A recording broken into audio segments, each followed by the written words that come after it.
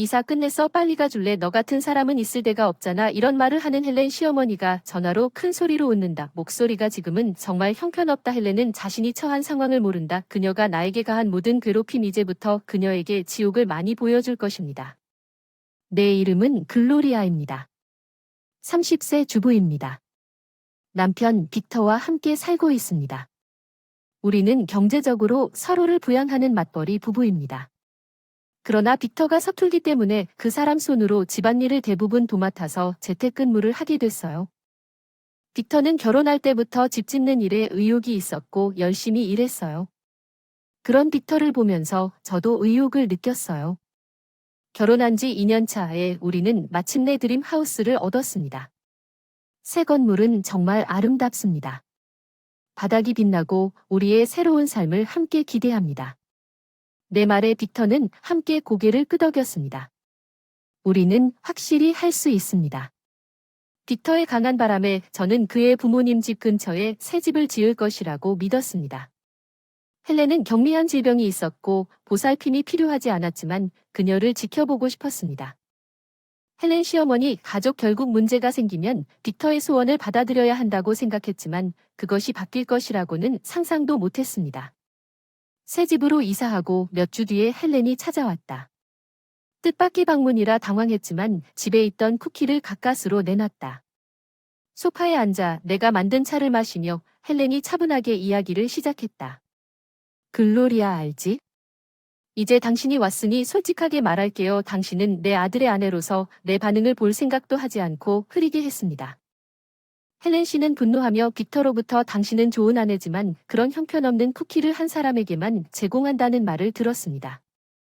손님이고 내 아들과 결혼했는데도 우리 집에 한 번도 안 와요. 아들의 아내가 집에 있으면 시댁에 올 것 같아요. 집에 시간이 있으면 우리 집에 와야 해요. 항상 할 일이 너무 많아요. 내 집에서 하세요. 이해합니까? 헬렌이 요점을 강조한다고 말했어요. 알겠습니다. 제가 할 수 있었던 유일한 어리석은 반응이었습니다. 헬렌은 우리가 처음 만났을 때 헬렌은 이렇지 않았습니다. 그녀는 친절하고 쾌활해 보였고 문제가 있으면 사람들이 나에게 의지할 것 같았습니다. 시간을 갖고 익숙해지세요. 그녀의 친절함을 이용했지만 내 온유한 대답이 이렇게 급격하게 변할 거라고는 전혀 예상하지 못했습니다. 헬렌은 눈살을 찌푸리며 당신이 내일부터 내 아들의 아내가 될 용기가 없는 것 같다고 말했습니다. 여기서 매일 아들 아내의 뒤틀린 성격을 바로잡는 것도 시어머니의 일이지 않나. 그래서 헬렌은 즐거운 듯이 웃는 한편 나는 매일 미래에 대한 불안으로 얼굴을 찡그린다. 헬렌을 이렇게 대해야 하는가? 매일매일 앞으로의 일을 생각하면 얼굴에 식은땀이 흘렀지만 쿠키를 다 먹은 후의 기분과는 상관없이 헬렌은 그 싼 쿠키들이 놀라울 정도로 재미있다고 스스로 마음대로 떠났다고 그때부터 내 지옥의 나날이 시작됐다. 그녀의 선원 헬렌은 매일 집에 오기 시작했습니다. 그녀의 방문은 규칙적인 시간이었습니다. 때로는 아침에 때로는 오후에 나는 항상 간식을 준비했지만 헬렌은 처음부터 자신이 좋아하는 것을 준비하는 것이 더 나을 것이라고 생각하면서 여전히 값싼 물건을 불평했습니다. 나는 물었습니다. 헬렌은 주말에 방문했고 빅터도 집에서 일을 쉬었는데 헬렌의 부탁에 내가 달려드는 것을 여느 때와 마찬가지로 괴롭혔다. 빅터는 엄마에게 훈련을 받은 게 행운이라고 가리키며 떠났다고. 그날 헬렌이 떠난 후 나는 빅터에게 헬렌의 치료가 얼마나 힘든지 필사적으로 말했지만 그는 듣지 않았다. 엄마가 너를 생각하는 것만으로도 정신적으로 무리라고 주장하자 빅터는 짜증이 나기 시작했다. 소리 지르며 엄마를 그렇게 싫어하니 빅터에게 털어놓는 게 무의미하다고 느꼈어. 나는 육체적인 감정을 느끼기 시작했다. 피곤해도 피곤하다. 잠자리에 들면 잠이 오지 않는다. 다음 날의 불안감이 나를 덮쳤다. 졸음이 온다. 내일 또 욕을 받을 줄 알았지. 그 다음에 무슨 말을 하겠느냐. 그런 생각이 잠자리에 들 때까지 차츰차츰 머릿속을 맴돌았다. 힘들어서 밤새 일하고 집안일을 하다 몸이 급격히 피로가 쌓이고 수척해졌어. 글로리아 저 얼굴은 뭐야? 빅터는 괴물 같은 너를 보면 겁이 날 것 같아. 헬렌이 거울을 보며 내 얼굴을 비웃었다. 밑에 다크서클이 보였다. 내 눈과 움푹 들어간 볼 남들에게 보여주지 못한 얼굴과 자조적인 미소가 빠져나갔다. 진짜 너 같은 아내한테는 너무 무능하다. 빅터는 일하는데 방해가 될지도 모르지. 가사도 제대로 못하고 그러다가 불쌍한 빅터 글로리아와 함께 인사하는 그 얼굴. 오늘 떠나야 한다. 그녀의 갑작스런 떠나라는 요구에 나는 꼼짝도 하지 않았다. 그러나 헬렌은 당신이 해야 한다고 말했고 헬렌은 더 거친 말만 가져올 것이라고 정신적으로 안정되어 있었다. 나는 짐을 싸고 몇 개 남길 준비를 했다. 몇 분 후에 헬렌에게서 전화가 왔어요. 이사 끝났어요. 빨리 떠나세요. 당신 같은 사람은 살 곳이 없어요. 당신이 그 집에 머물 수 있어서 감사해요. 헬렌은 전화 통화에서 슬프게 웃는다. 그녀는 방금 악당을 물리친 영웅처럼 들린다. 그녀의 성취감 나는 헬렌이 우리의 꿈을 이루기 위해 지은 집에 명령하는 대로 집을 떠났다. 나는 부모님 집으로 돌아가서 모든 것을 알고 모든 것을 설명했다. 부모님은 분노했지만 먼저 맛있는 음식을 대접해 주셨다. 부모님 집에는 정말 안정감이 있어요. 불만을 잘 표현하지 못했는데 엄마, 아빠가 그런 친절한 말로 대답해 주셨죠. 많이 힘들었을 텐데 그 문제 이후로 집에 돌아오지 못했다는 걸 깨달았어요. 헬렌이 시작하면서 부모님은 딸이 너무 불순종한 딸이라는 것에 대해 오랫동안 죄책감을 느끼고 수척해진 딸을 보고 충격을 받았나 봐요. 휴대폰이 진동했어요. 헬렌에게서 온 전화였는데 머뭇거리며 전화를 받았는데 헬렌의 당황한 목소리가 당신을 통해 들려왔어요. 바로 돌아오세요. 이제 나가라고 요구했는데 다시 오라고 하더군요. 나는 그녀의 불합리하고 이기적인 요구에 놀랐지만 뭔가 이상한 것 같았습니다. 헬렌이 상황을 설명했고 나는 충격을 받은 것 같습니다. 빅터가 집에 와서 내가 없는 것을 깨닫고 방문했을 것 같은 헬렌에게 연락했습니다. 헬렌이 나를 쫓아냈다는 소식을 듣고 얼굴이 창백해진 것은 맞벌이 부부였음에도 불구하고 우리가 살고 있는 집이 모두 내 이름으로 되어 있었기 때문에 말도 안 되는 일이었다. 우리 생활비는 대부분 내 월급으로 충당됐다. 빅터의 월급은 놀라울 정도로 낮았다. 그의 급여 명세서를 보면 빅터가 새 집을 지을 여력이 없었으며 빅터가 최선을 다하는 것을 보면서 집을 소유하려는 우리의 꿈은 거의 산산조각이 났습니다. 나는 자연스럽게 대출을 받았기 때문에 집을 지어 그를 지원하기로 결정했습니다. 내 이름으로 빅터 헬렌에게 이 말을 듣고 당황해서 미안하지만 난 돌아오지 않을 거야. 헬렌이 그렇게 말하지 말라고 대답했다고 말했고 그건 내 잘못이니까 나도 최후의 일격으로 대답했어.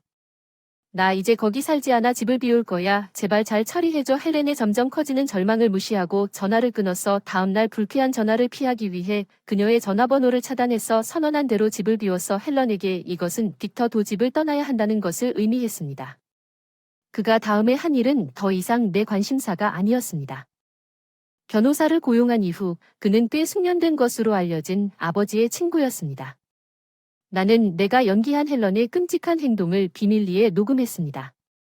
변호사 녹음 파일에는 빅터의 끔찍한 행동도 포함되어 있었습니다.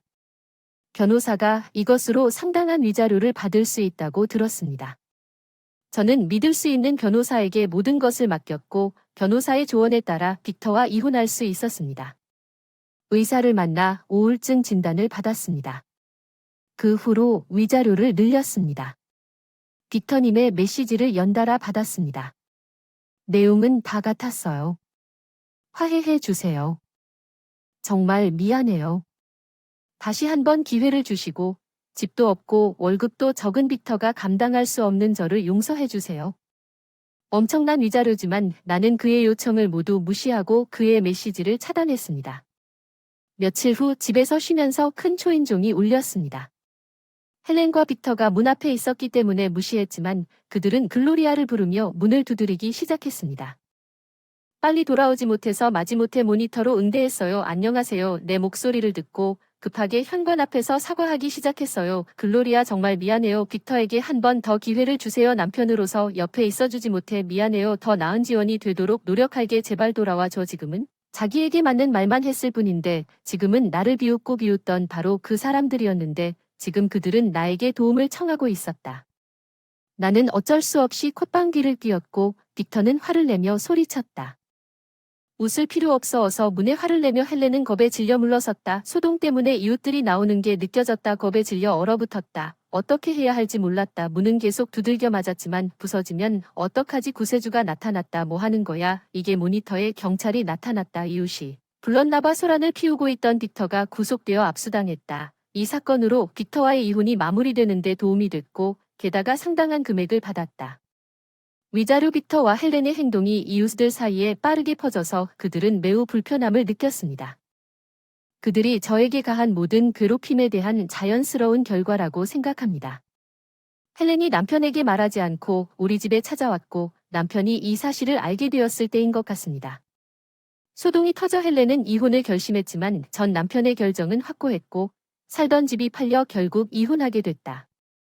빅터와 헬렌은 지금 낡은 아파트에 혼자 살고 있으며 내 집 사건으로 인해 비참하다.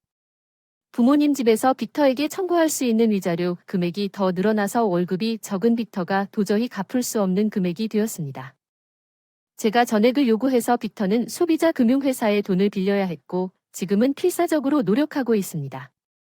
헬렌은 빚을 갚기 위해 밤낮으로 쉬지 않고 일하고 있으며 집을 잃고 빚을 지고 저녁에 공사장에 나가기도 한다고 한다. 두 사람은 곧 친척들에게 도움을 구했지만 그들의 행동을 알게 된 친척 중 단 한 명도 그들의 편을 들지 않았다. 사실 그들은 빅터와 헬런을 싫어했고 전 남편이나 혈족에게 의지할 수 없었습니다. 심지어 친구에게도 연락했지만 빅터의 공통 친구에 따르면 계속해서 연락이 끊겼습니다. 그들은 우리에게 돈이 없는 것처럼 계속 메시지를 보냈습니다. 그리고 우리를 도와주세요. 무시하면 그들은 자신의 행동이 의심할 여지 없이 불합리하다고 반복적으로 말할 것입니다. 아마도 그들을 도울 의향이 아무도 없을 것입니다. 이것은 그들이 다른 사람에 대해 조금 더 생각했다면 자신에 대해서만 생각할 때 일어나는 일입니다. 다른 사람을 도우려고 노력하거나 조금이라도 연락하겠다는 의지를 보여줘도 이대로 끝나진 않았을 텐데 그동안 나는 부모님 집에서 요양하면서 일을 계속하고 있고 그걸 통해 만난 남자와 연애를 시작했고 그 사람은 내 과거 결혼 생활을 알고 있고 다정하기 힘들었을 텐데 아직 회복 중인 내 정신 상태를 배려해준다고 직장에서도 지지해주고 주말에는 아름다운 곳으로 데려다준다. 부모님을 자주 방문하기 때문에 부모님은 그 사람이 괜찮을 것 같다고 생각한다.